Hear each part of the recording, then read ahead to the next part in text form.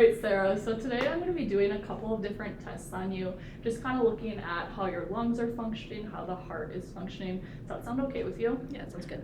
Perfect. So first one is going to be looking at your lungs a little more. I'm going to be kind of trying to determine what type of breather you are.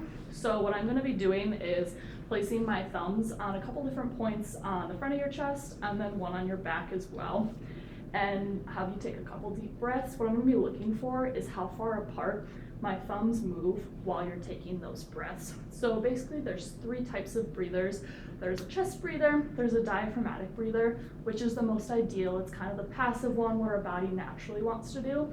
And then there's also a belly breather. So we're going to determine which one of those you are, just to give us a better understanding when we start to get exercising, okay? Mm-hmm. So I'll have you take your shirt off for me, so I can get a better view. And if at any point during this you feel out of breath, dizzy, anything like that, we'll take a break so you can kind of get that normal breathing back, okay? Sounds good. So first one's going to be like up on the neck here, so I'm going to come kind of right here. Mm-hmm. Good. So have you take 3 breaths for me.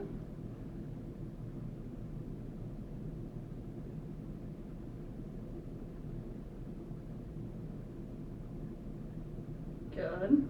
Next one's going to be kind of on that bra line right there, if you're comfortable with that. Mm-hmm. Good. Come here for you, 3 more deep breaths.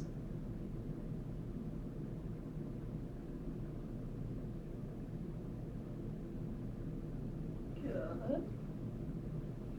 And then the last one, I would go around the patient, but for video purposes, we're going to have her turn for me. So the last one's going to be on your back, just a little bit lower than that. So same thing, 3 deep breaths for me.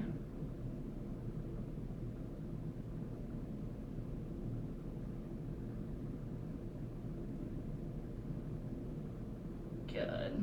You can face me and throw that shirt back on. So basically when we looked for that thumb moving apart, the most movement we saw was both in the front and then on that back one as well, which is indicative of you being a diaphragmatic breather, which is really good. Nothing we want to change there, so no worries there at all. Next one that we're going to be looking at is just for pitting edema, which is kind of like an increase of swelling in your legs. So for this one, I'll have you swing your feet up, and then if you could take socks and shoes off and roll the pants up just to kind of below your knee. Absolutely.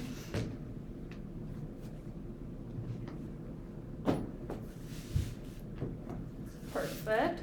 So like I said, we're going to be looking for any increase of swelling throughout the legs, as that can be a sign that something wrong with the heart may be going on.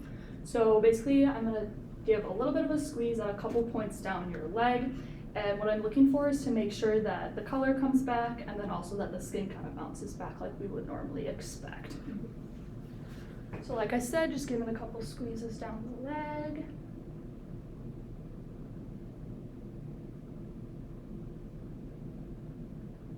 And then one on the top of the foot here as well.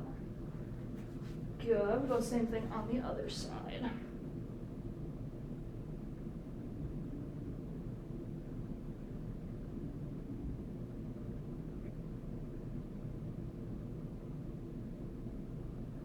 Good. Everything looks good there. I would score you a 0, which means that everything popped back within the time we would expect.